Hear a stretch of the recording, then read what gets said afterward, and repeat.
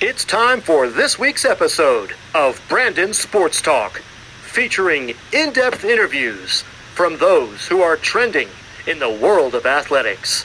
And now, here's the host of Brandon Sports Talk, Brandon Pate.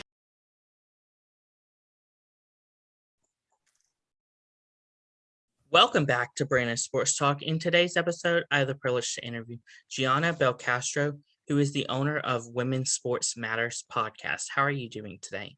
I'm doing fantastic. I'm really excited to be here, and I'm a fan of the show, by the way. What you do is incredible. The amount of people that you have on here is incredible. So to be on here too is like so cool. Thank you. Can you talk about, of course, how you knew that you wanted to start your podcast and particularly talking about women's sports? So here's a fun fact that I've never talked about in my own show. I originally, and I don't want to be made fun of for this, I originally was going to make a podcast about like being like an out queer teen in Illinois. Like that was going to be my whole show. That's what I wanted to do in April 2020. That's when I made the podcast. That's when I came up with the idea of wanting to do something like that. And I was like, that's not the best idea in the world. Like, I was kind of scared because if people obviously view your content, like there's always someone listening. So I was like, let's try again with the idea. And so I decided like, what's something that bothers me? Oh, the lack of coverage for women's sports. And so May 2020 posted my first episode. And since then, it's just been like, it's growing. And I'm super excited about the idea of the show, the people coming on the show. It just makes me smile because I now know that there are people that care about women's sports, and they care enough that they want to listen to me talk about it for like 45 minutes by myself. So starting the podcast was something that I did during quarantine, like a lot of other people, unfortunately, jumping on the bandwagon. But I noticed that there was a lack of coverage. I decided I wanted to do something about it. So that's why I started the show. How did you know that you wanted to build, obviously, a podcast, particularly talking about women's sports and giving them more coverage? So I used to watch a lot of ESPN growing up, like a lot, maybe too much. And all they would talk about is like the NFL or LeBron James broke his finger, and that's all they talk about all day. So in order to talk about women's sports more, you got to make content. So I started the podcast. I made some episodes. I eventually started to get people on. I've been complaining about lack of coverage for years. Like 5 years ago when I was a freshman in high school, I used to play basketball. I was on the freshman women's team, and no one went to our games. Of course, we're a freshman team, but what I really mean is the varsity team. Varsity women's basketball team, no one's going to their games, but everyone's going to the guys' games. I was like, okay, that was like, not really, wasn't sitting right with me. And they were announcing all the guys' games in the announcements. They talk about football, they talk about soccer, they talk about basketball. They would never talk about, any of the women's sports teams. So I took it upon myself, 14-year-old me, went down to the dean's office and said, hey, you guys need to talk about our team. This is a school that has women's sports. Okay, you can't just forget about us. You can't just toss us to the side of the road and leave us there for dead. Okay, you gotta talk about us because we play for you, we represent you. So the least you could do is talk about us in the morning announcements. So the dean was like, okay, write something up and then I'll do it. And so the last 3 games of the season, I got them announced for the varsity team. And ever since then, I've been going on my journey of talking about women's sports. What was that like, of course, starting off so young and being an advocate for women's sports? It's hard. I was bullied a lot growing up for, just liking sports in general, being called a tomboy and being called names, which like hurt at the time. And now it's like, stop, guys. Like, what are you doing? It's so silly. But I played a sport almost every year of my life. I love sports so much that it doesn't matter how old you are, you got to talk about it if you're that interested. Like, I just want people to know I'm 19 years old. I'm a college sophomore. I started this podcast when I was a freshman in college. Sometimes people forget that. Like, people think I'm a lot older than I am and this is my job. It's not. Like, I'm still in school. This is a hobby. But it doesn't matter how old you are. If you can speak or at least type, you got to talk about it if you're that passionate about it. So for me, it wasn't really like, this is such a challenge. It's not a challenge. You just got to figure out the right way to do it. And I guess I did, right? With the show. I mean, yeah. Of course, as you talked about, you're a sophomore in college. What is that like, of course, balancing obviously your college study life and obviously running a podcast, a successful podcast? It's hard. I'm not gonna lie. I'm not gonna sugarcoat it. I'm gonna end my third season in a few months, I think, when the NWSL and Wnba seasons wrap up. And I'll come back in like the end of the winter. But I have a job right now that I work in the morning and then I go to school. I got 2 jobs with 2 different sports teams coming up. So I'll be working 3 jobs and doing 6 classes and trying to keep up on social and trying to create content here. So this isn't putting me behind yet, but I know it will. So that's why I'm going to end my season soon. But I'm still going to be producing content, whether it's on social media or like creating actual podcast episodes. Who are some of the guests that you have had on your podcast? I've had a lot of really great people on, and I'm looking forward to getting more people on the show. Scott Parkinson, who is now the head coach of Gotham FC. I talked to him last year when he was still the assistant coach for the Red Stars. His accent, phenomenal. I'm a huge fan. Like, it's such like a silly thing to say, but his Liverpool accent is great. And he's such a great guy, perfect guy to become the new head coach of Gotham. I've also talked to Zoe Gorowski, who went to my high school. She's a player for the Chicago Red Stars. Talked a lot about Naperville stuff, which is where we're both from. And, playing soccer at UCLA and just talking about what it's like to play for the Red Stars, because the Red Stars is such a great organization. Huge fan of them. Haven't been to a game yet though, which is like so sad, but I'm hoping to go to one soon. I've also talked to Brooke Wyckoff, who is the assistant coach for Florida State University women's basketball, who was interim head coach last year. She's such a joy to talk to. And finally, most recently, I talked to Helen Maroulis of Team USA Wrestling, who was the first women to win gold for the US in wrestling. And she is like, words cannot describe how wonderful she is. Her energy is amazing. It was such a blessing to talk to her. We had a great discussion about mental health. She's such a joy. And yeah, that's some of the guests I've had on. Of course, how was it like interviewing, obviously, one of your classmates that obviously is now playing professional soccer? We went to the same high school. She's a lot older than me, maybe by like 6 years, but it was still really cool to talk to someone that like went to high school, the same high school that I went to, and just to talk about, some local stuff that I wouldn't know about. My sister like hopped in a little bit asking like what middle school she went to for the different like rivalry thing that's going on over here. But it's so cool to talk to people and meet people that are local. It just makes the community feel more like home. What was that like whenever you got to interview the Florida State, of course, now women's head coach?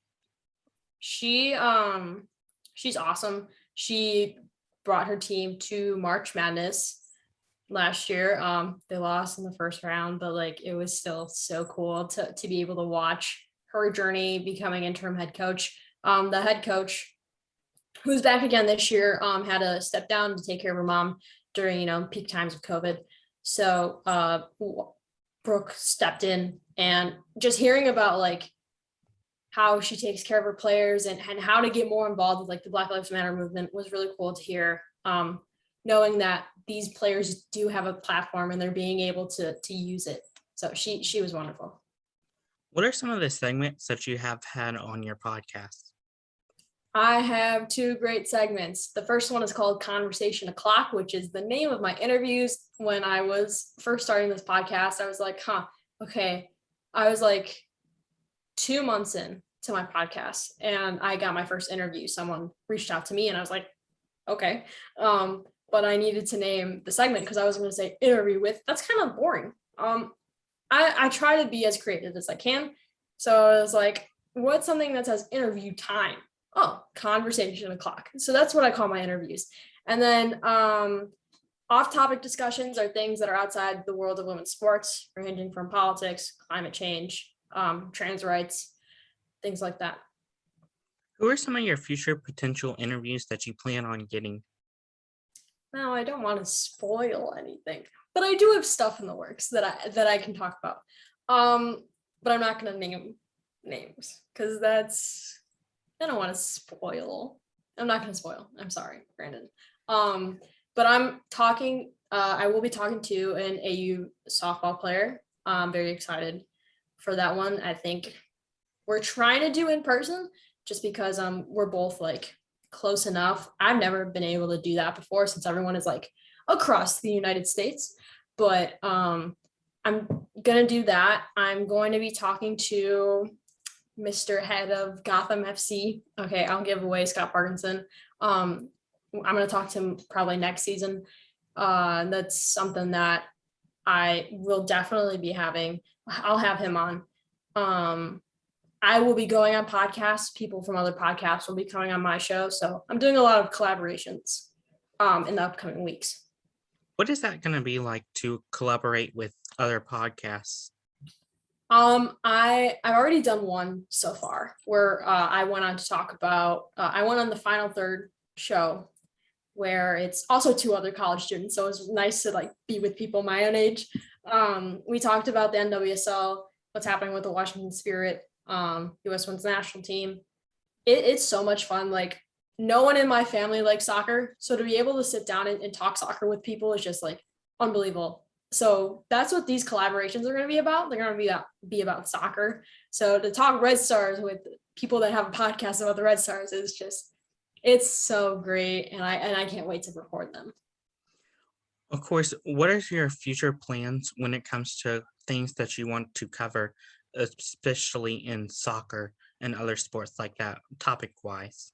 I'm excited to talk about the expansion draft when it takes place. I'll definitely be coming back from I'll make just an episode about it. It's not going to be part of any season, just because that'll be too close to when I take time off and begin again.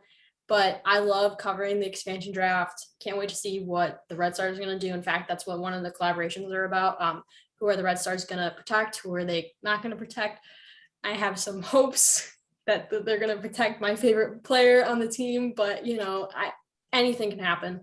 And then also I'll look forward to talking about, if Steve Baldwin of the Washington Spirit, he's the owner, ever sells the team, that is something that I will jump on right away and talk about. And San Diego still doesn't have a name yet. So whenever that happens, making an episode about that too. Of course, besides soccer, do you talk about obviously the NWHL, which is now the PHF? And also, do you talk other sports besides the Wnba? Yeah, so I recently came out with an episode about my experience at Athletes Unlimited opening day for softball.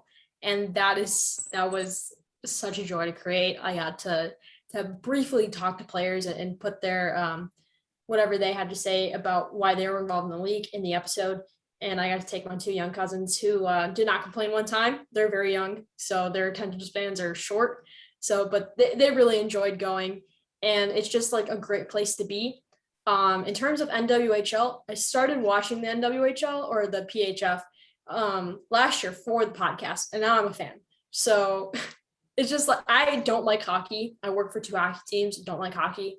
But somehow like they made me like hockey somehow, I don't know, but I like talking about them. And then besides the WNBA, I talk about, the U.S. women's national team, different women's national teams around the world, different leagues within around the world.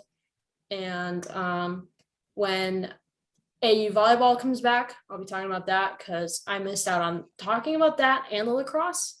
Both things I have no idea about, so I can't wait to learn more about those. What are some of your future plans with All Women's Sports Matters podcast? So I don't know, but I my hope and dream, my one end goal for this thing is to be picked up by a network or by a women's sports group.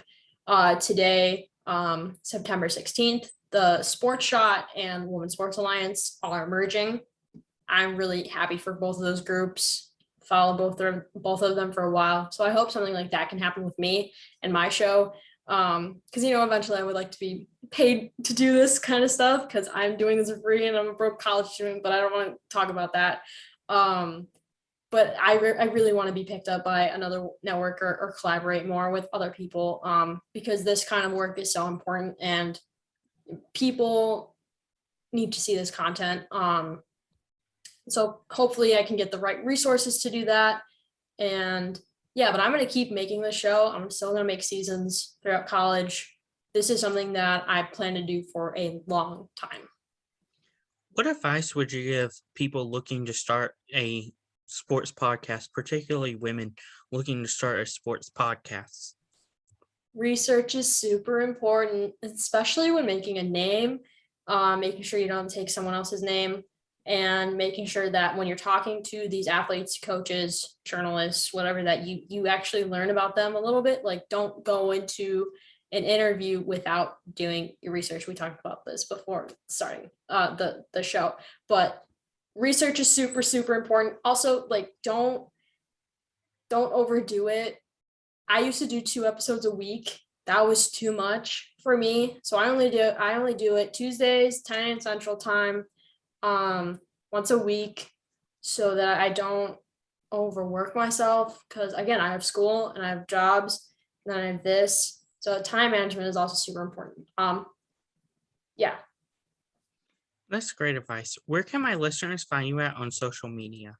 So on Twitter and Facebook, it's the same username. It's at WSM Podcast. And on Instagram, it's Women's Sports Matter. And yeah. Thank you again, Gianna, for your interview, and best of luck in your future with Women's Sports Matters podcast. Thank you, Brandon. You can find Brandon Sports Talk on Facebook at Brandon Sports Talk, Instagram at Brandon Sports Talk, Twitter at Talk_Brandon, and you can find me on YouTube at Brandon Sports Talk. Don't forget to like, comment, and subscribe. Thank you again for your interview, and best of luck in your future. Thank you. You've been watching Brandon Sports Talk. Please feel free to like, share, and subscribe to Brandon Sports Talk on social media and on YouTube.